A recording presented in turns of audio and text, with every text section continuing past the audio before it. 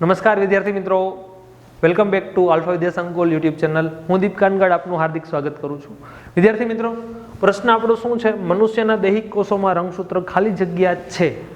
આ પ્રશ્ન અલગ અલગ 30-40 રીતે પૂછાય. હવે આપણે એમાંની અમુક જે ઇમ્પોર્ટન્ટ રીત છે એ અહીંયા સિલેક્ટ કરી અને સમજીએ. ઓકે, મનુષ્યમાં કુલ રંગસૂત્રની સંખ્યા 23 જોડ, યાની 46, જેની અંદર દૈહિક રંગસૂત્ર કેટલા છે? તો કે 22 જોડ, યાની 44, અને લિંગી રંગસૂત્ર 1 જોડ, યાની 2. આ આપણો બેઝિક ફંડામેન્ટલ છે.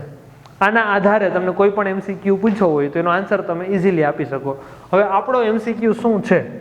તો આપણો MCQ કંઈક એવો છે કે મનુષ્યના દૈહિક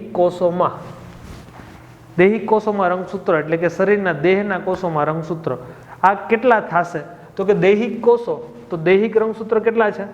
22 જોડ. 22 જોડ એટલે આન્સર શું થશે? 44. હવે અહીંયા મને એમ પૂછ્યું હોય રંગસૂત્ર કેટલી જોડ છે, તો હું આન્સર લખીશ 22, પણ મને એવી ચોખવાટ નથી કરી. ખાલી શું પૂછ્યું છે? ખાલી જગ્યા છે. તો અહીંયા આપણો આન્સર શું આવશે? 44. જો મને એમ પૂછ્યું હોય ખાલી જગ્યા જોડ તો 22, પરંતુ અહીંયા આન્સર શું છે આપણો? 44.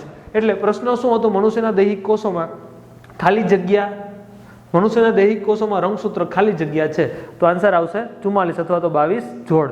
Thank you.